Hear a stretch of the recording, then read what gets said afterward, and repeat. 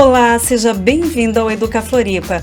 Hoje vamos falar sobre projetos que desafiam e instigam os estudantes a ir além dos temas propostos em sala de aula. Ações extracurriculares que ajudam no desenvolvimento integral de crianças e adolescentes. Vamos conhecer uma oficina de dança realizada na Escola Básica Municipal Maria Tomásia Coelho, onde a expressão corporal é a base para desenvolver autoconfiança e autoestima. E vamos conhecer um projeto que envolve a comunicação através de uma rádio criada na mesma unidade e que já tem diversos programas produzidos pelos próprios estudantes.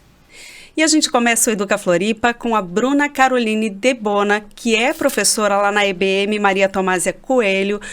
Bruna, seja muito bem-vinda ao Educa Floripa. Agradeço imensamente o convite. Olá a todos. Uma alegria poder estar aqui socializando um pouco do nosso projeto. A gente fica muito feliz também. Bruna, a dança e o corpo em movimento são o ponto aí de partida para um projeto super criativo que está sendo desenvolvido ali na unidade. Como é que funciona a oficina de dança? Então, a nossa oficina, o nosso projeto de dança, que é intitulado Dunas, né?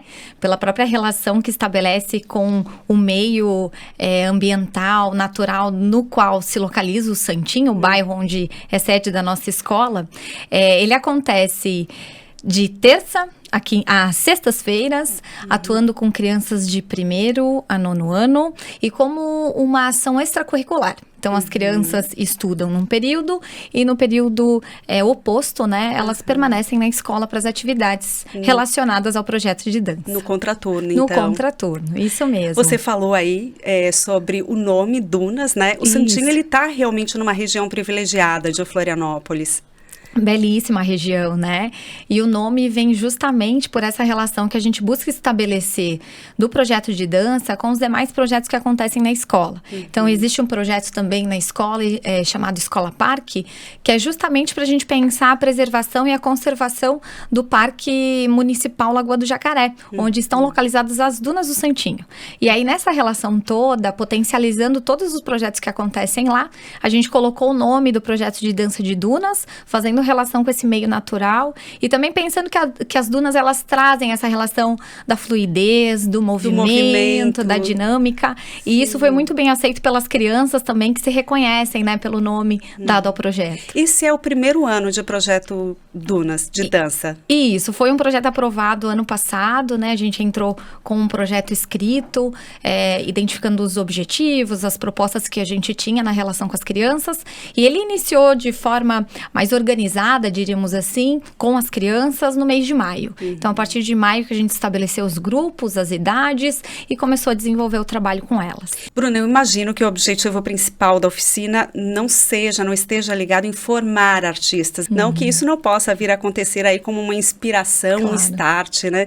Mas como é que tem sido o envolvimento dos estudantes? Eles têm levado a sério? Então, é muito interessante isso, né? Porque quando a gente fala da dança no espaço da escola, é importante a gente entender também o objetivo dela nesse espaço, né?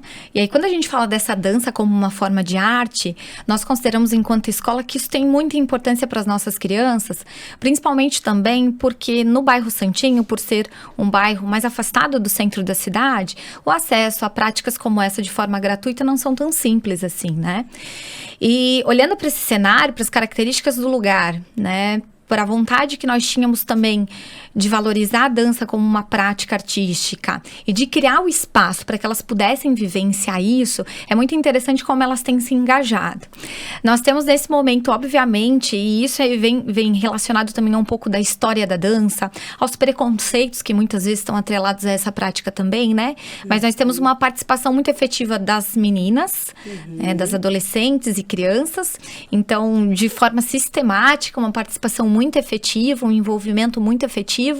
E isso tem indicado, isso é muito interessante, a necessidade de que esse projeto permaneça justamente pelo espaço que proporcionou, que antes não era contemplado, inclusive no espaço da comunidade, né? Por ser uma comunidade mais afastada, assim. Então, você vê um envolvimento de famílias, você vê um envolvimento grande dos professores, né? Colegas, parceiros da escola, você vê um envolvimento de outras de outros setores também da sociedade, como a própria Secretaria de Educação, nos apoiando em ações de mostra cultural, né, mostra de dança. Então, tudo isso tem dado um movimento muito interessante, o que mostra a necessidade de projetos como esse nesses lugares também. De que é um projeto acertado mesmo. Isso. Agora, assim, muito além, muito mais do que movimentar o corpo, uma oficina de dança, ela também ajuda a trabalhar expressão, criatividade, autoconfiança. A gente tem tomado como princípio, eu falo nós, porque eu acho que isso é um projeto de escola, né? Eu estou à frente, organizando, coordenando e atuando como professora, mas enquanto projeto de escola, a gente percebe que essas atividades vinculadas ao campo da arte, ao campo da apresentação, dessa relação com o público, possibilita as crianças se colocarem numa condição que não é usual, não é cotidiana na nossa vida, né? Então, você se apresentar, você estar num palco, você se relacionar com outras pessoas semanalmente para construir coisas novas. Então, tudo isso tem mostrado, para além dessa questão do movimento, como você aponta, das crianças se conhecerem como corpo, desenvolverem sua consciência corporal, a questão da expressão, a questão da timidez, né? Muitas crianças que estabeleceram outros vínculos com os colegas no projeto de dança e que no turno regular de aula são mais retraídas, são mais fechadas. Então, enquanto vai colocando para elas uma condição diferente, de atuar de forma diferente no seu cotidiano, né?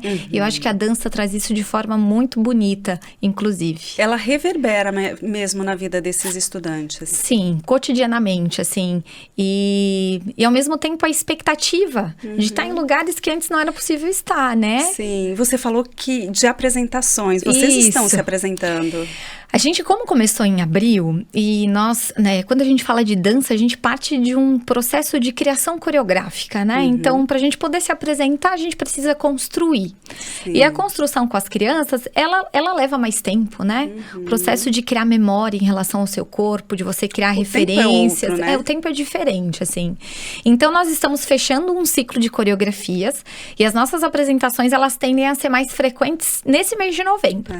Então, a gente vai ter várias atividades, inclusive no bairro, o Festival da Primavera, que é um festival que acontece, que mobiliza várias ações do bairro Santinho. As nossas crianças vão estar lá vinculadas, ações da própria escola, como a mostra pedagógica. Então, agora isso começa a se dar de forma mais efetiva. Mas é muito interessante como antes disso mesmo acontecer, as crianças já se mobilizam em relação a isso, né? Na expectativa dessa apresentação, do dia, da construção dos figurinos, de pensar junto comigo as músicas, pensar a maquiagem, né? Então, todo esse processo de construção que é para além do gesto coreográfico, tá acontecendo agora. Porque é uma construção de conhecimentos que permeia aí outras áreas. É muito ampliada, né? Se a gente for pensar... Os elementos que compõem uma coreografia, eles se relacionam não só à criação do passo da dança, do gesto, que se relacionam à matemática, né? E que esse ano as nossas coreografias, elas estão vinculadas ao tema Florianópolis, né? E a questão do nosso bairro dentro de Floripa. Então, é isso que a gente vai representar nas coreografias. Então, envolve não só pensar o gesto em si, mas tudo aquilo que nos ajuda a fortalecer a ideia que a gente quer transmitir, né? Os figurinos. Então, a costureira do bairro já está lá na função de produzir para nós os figurinos, com incentivo das famílias e ajuda também das nossas famílias, os adereços de cabelo, a maquiagem, a sapatilha, a música que é construída com os outros professores. Muitas referências vieram também dos meus colegas professores nessa construção. E tudo isso, como você aponta, é conhecimento. E a criança perceber isso em relação e entender que da relação disso tudo, a gente constrói dança, constrói arte, é muito bonito. E elas participam de forma muito ativa disso também. E que bom que todo mundo abraçou, né? Não só a comunidade da unidade, mas a comunidade escolar como um todo, rede municipal, comunidade do Santinho. Isso é o que vale, assim. Porque quando a gente inicia os projetos, né? Se você tá sozinho, você consegue dar um passinho talvez pequeno. Agora, quando todo mundo ajuda, todo mundo compra a ideia, os passos são maiores. E isso fortalece, inclusive, a vontade de que ele permaneça no próximo ano com novas ideias, novos espaços. Eu imagino que vai ser um projeto ampliado. A gente torce muito para isso, né? Aí, claro que depende da organização do próprio currículo da escola, né? Mas a nossa ideia é para que, inclusive, no início do próximo ano, a gente já possa acessar outros eventos de dança que acontecem, não só em Florianópolis, mas no estado de Santa Catarina, ampliando ainda mais as experiências. Bruna, e diante das tuas vivências, né? Você como professora, o que tu percebes? Esse tipo de ação, né? Que amplia essas vivências, essas experiências dessas crianças e desses adolescentes, ela digamos assim, igualmente importante a outras atividades desenvolvidas na escola? É muito interessante conversar sobre isso. Eu acho que isso é uma perspectiva que, inclusive, a Escola Maria Tomásia Coelho compra de forma muito bacana. Porque, além do projeto de dança, a gente tem tantos outros projetos que envolvem as crianças na relação com a escola e com a comunidade e que mostram que a ideia da curricular, das disciplinas formais que a gente conhece, elas são fundamentais e importantes, né? A gente aprende muito no português, na matemática, na biologia, nas ciências, na educação física, do qual eu sou professora também. Mas esses projetos, eles colocam em movimento uma cadeia de relações interdisciplinares entre essas disciplinas que fazem com que isso tudo ganhe vida, né? Na relação que as crianças estabelecem, seja com o parque, seja com a rádio, que depois a gente vai conhecer um pouquinho também, seja com a dança, seja com o esporte. Então, tudo isso potencializa, até porque o ser humano não é, né? É múltiplo. Ele é múltiplo, ele é algo ampliado, né? A gente se relaciona com muita coisa ao mesmo tempo. E eu acho que potencializar as diversas formas de protagonizar o desenvolvimento da criança, isso é fundamental. E ela poder experienciar, né? Desde cedo, diferentes movimentos, ajuda na formação e ajuda muito no futuro, ela decidir por que caminho ela quer seguir, né? Obviamente. Um pouco da minha história foi isso, assim. Eu dançava na escola. Você é professora de educação física. Eu sou de educação física e tenho uma relação com a dança já de muito tempo, que iniciou na escola pública. Escola do qual eu defendo muito, porque eu acho que tem muita coisa bonita e válida, né, que acontece nesses espaços. E foi dali que eu continuei a minha formação, né, por conta da dança, num processo de formação em licenciatura em educação física e segui mestrado e doutorado discutindo dança. Então, a minha formação se deu pelas experiências que eu tive lá, no espaço da escola, né? E que me ajudam até hoje. E talvez se você não tivesse tido acesso, você não estaria onde está, objetivamente. Né, hoje. Que me chama muito a atenção esse envolvimento com a comunidade, porque, me corrija se eu estiver errado, vocês ampliam a noção de pertencimento dessas crianças, né? Eu pertenço a essa comunidade, eu vou valorizá-la, eu vou cuidar dela. A energia que vem dessa relação é o que nos mobiliza, né, a cada dia fazer muito mais por essas crianças. É muito interessante que uma das nossas coreografias vai ser para apresentar a relação das pessoas com o mar, né? Uma comunidade pesqueira. Tem isso, uma referência muito forte, né? E o nosso mar é belíssimo. O Mar do Santinho é um mar que realmente é muito bonito. Esse meio natural, esse espaço natural da nossa comunidade é belíssimo. E construindo essa coreografia com as crianças pequenas, elas têm 7, 8 anos de idade, a gente conversando sobre o mar, a gente construiu com elas as referências do que era o mar para elas, né? E elas mencionaram, o mar é o espaço de diversão, o mar é o espaço da pesca do meu pai, o meu avô trabalha no mar, né? O mar, ele é bonito, ele é azul, o mar tem areia, o mar tem animais. E a partir disso a gente foi construindo essa identidade do mar, que passou a fazer parte da nossa coreografia, com alguns gestos, inclusive, que remontam à ideia do trabalho no mar, da vivência no mar. E é muito legal que, inclusive, os surfistas entraram na história, porque também é uma praia que tem muitos surfistas. E as meninas falaram, professora, que tal a gente fazer um gesto aqui que simbolize o surf também, né?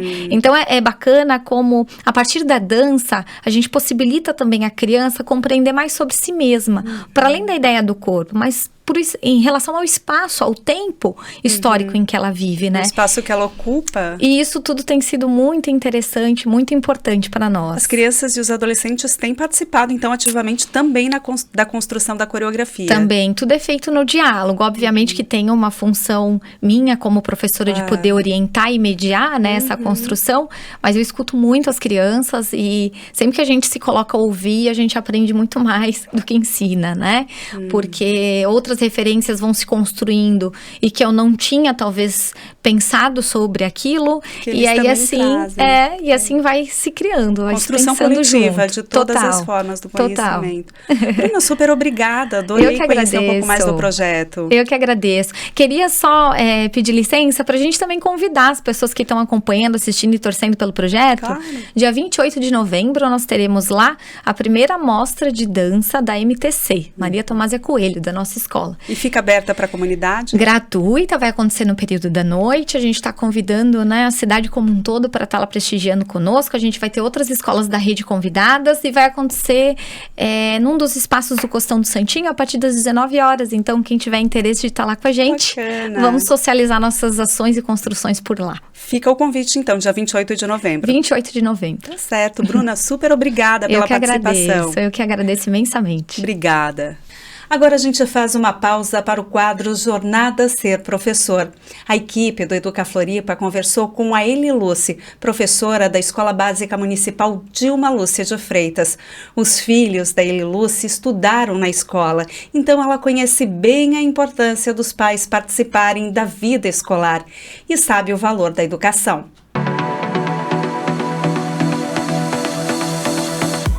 Meu nome é Eli Lúcia da Silva dos Santos, eu atuo na escola Dilma Lúcia dos Santos, eu sou professora do 4º ano, os anos iniciais. Nessa escola eu já atuo há mais ou menos uns 15 anos como professora, mas a minha história na escola começou bem antes. Meus filhos estudaram aqui, eu sou moradora da comunidade, e eu participava de APP, de conselho, e meu sonho era sempre ser professora. Eu comecei magistério nos meus 16 anos, precisei parar para trabalhar, e depois eu casei, tive meus filhos e voltei a estudar pedagogia, já com meus filhos estudando na escola. Trabalhei 4 anos na cozinha da escola, pagando a minha universidade. E depois que eu me formei, eu já continuei aqui. E geralmente eu consigo pegar a vaga aqui. Eu sou apaixonada por essa escola. Sou da época que a escola era a outra antiga e veio para cá nessa construção. Então, cada pedacinho dela faz parte realmente do meu dia a dia, né? Não só escolar, como no meu dia a dia familiar. Eu tive os meus 2 filhos aqui, meus filhos saíram daqui, foram para outro colégio público para terminar o ensino médio, e do ensino médio eles foram para a Universidade Federal. Então eu vejo a importância da escola e também da ligação dos pais dentro da escola, né? Eu me vi muito tempo como mãe, né? Eu e meu marido como família da escola, e apoiando professores e apoiando a escola, e apoiando meus filhos também, e agora, esses anos todos, como professora, né? Quanto mais os pais estiverem ligados a nós é comunidade escolar, né?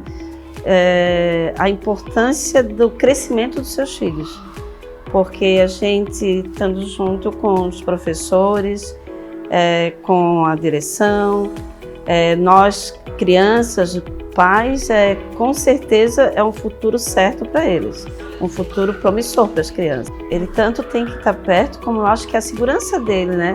Saber onde o filho está, com quem ele está, e fazer parte, assim, porque a aula não termina aqui quando bate o sinal. A aula continua em casa também, né?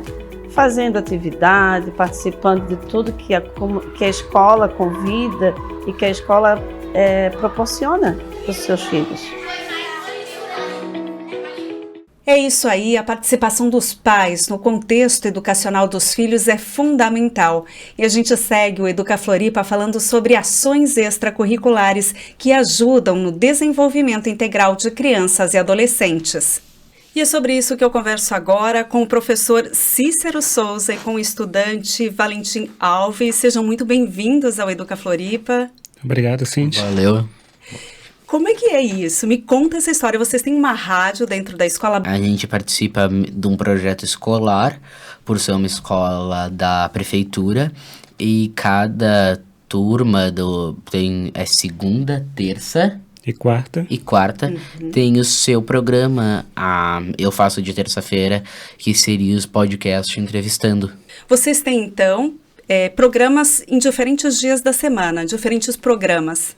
Isso, que foi a escolha deles. Eles escolheram e eu como professor deles, vou só dando norte, organizando de acordo com a proposta que eles trazem para a gente.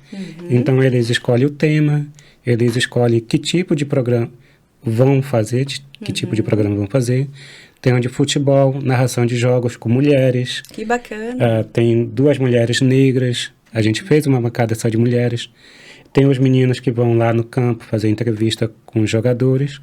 E tem o de podcast, onde eles pegam o entrevistado, a gente convida certas pessoas e vão fazer as perguntas bem ao estilo deles. Então, a fala e a conversa é na voz deles. Você não interfere, Cícero? Não. Isso passa. O Valentim participa do programa de podcast. Isso. Já foram várias entrevistas, Valentim? Várias. Como é que está sendo essa experiência? É muito interessante, divertido e ensina pra gente diversas coisas.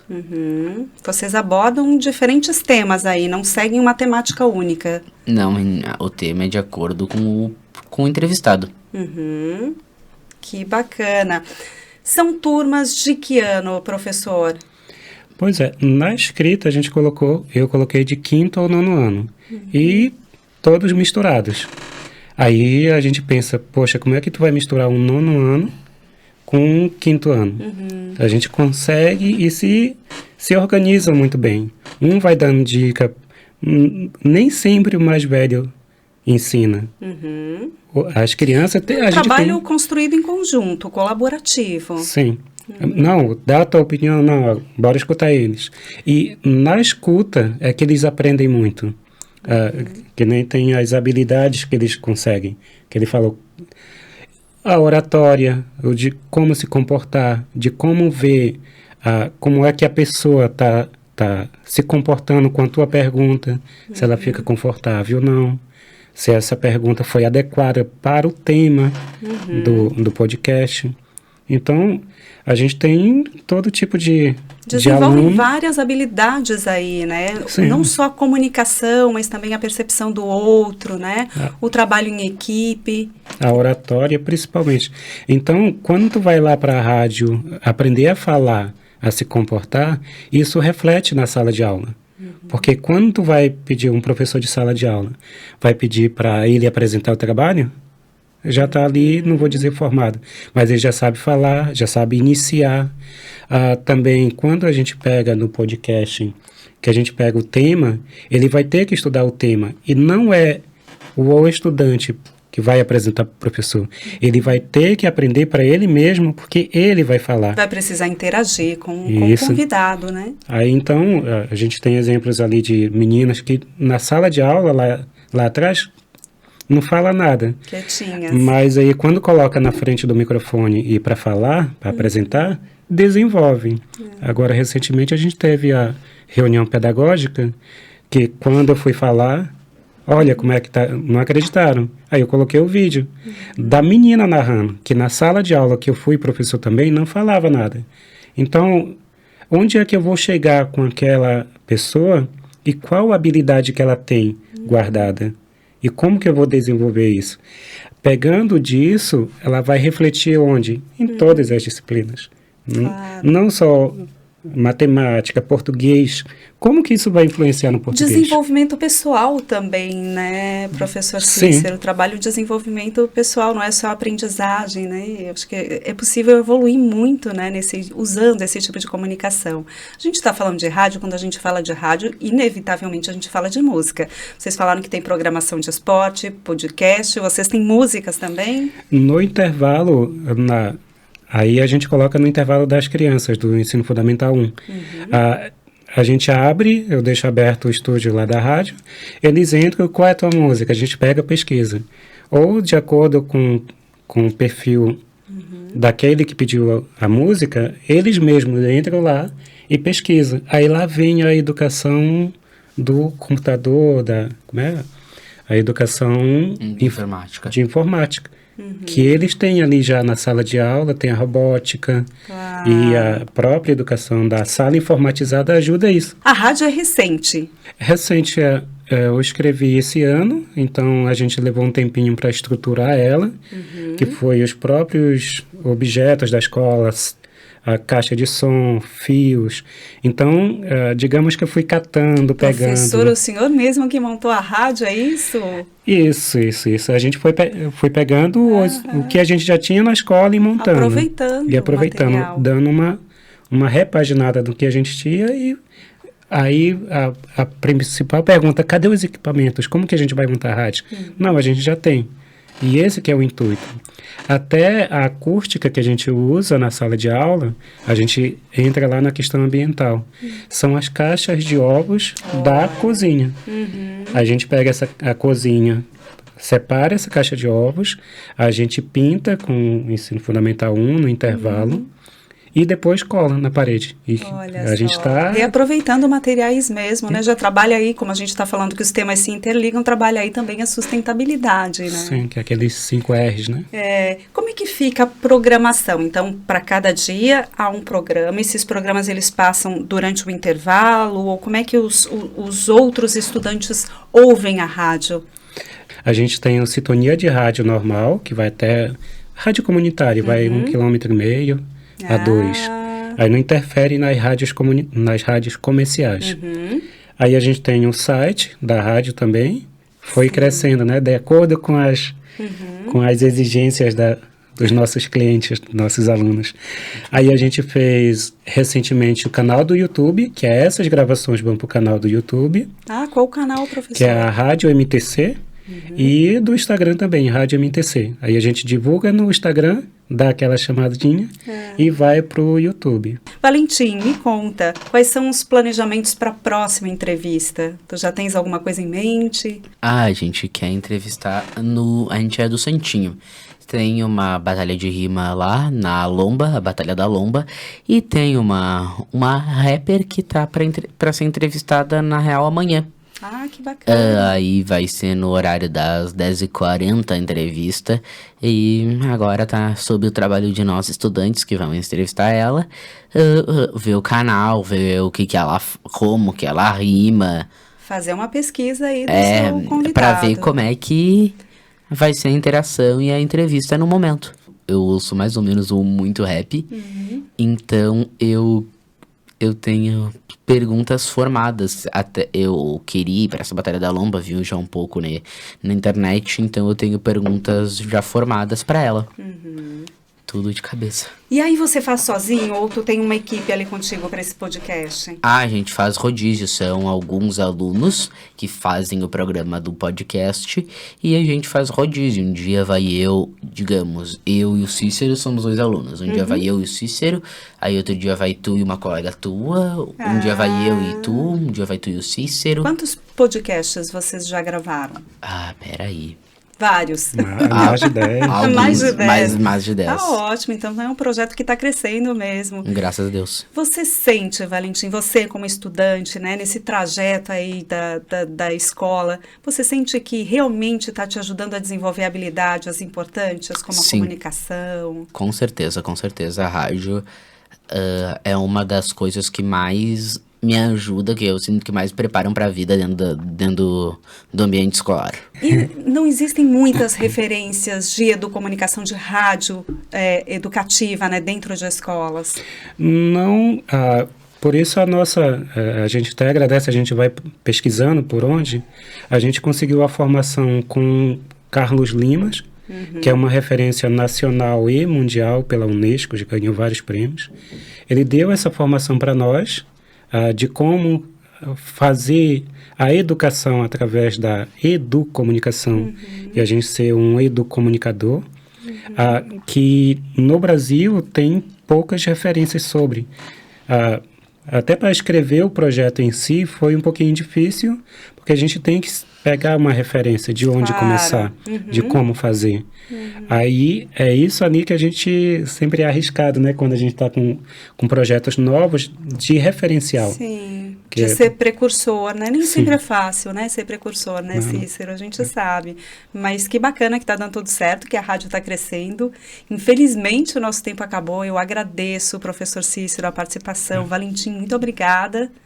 Obrigado a gente por ter chamado a gente para participar. Muito obrigada. E quem sabe ano que vem a gente volta, né, a falar sobre esse assunto, em conhecer um pouco mais, ver como é que o projeto está crescendo e evoluindo dentro da escola. E o Educa Floripa de hoje fica por aqui. Muito obrigada pela sua companhia.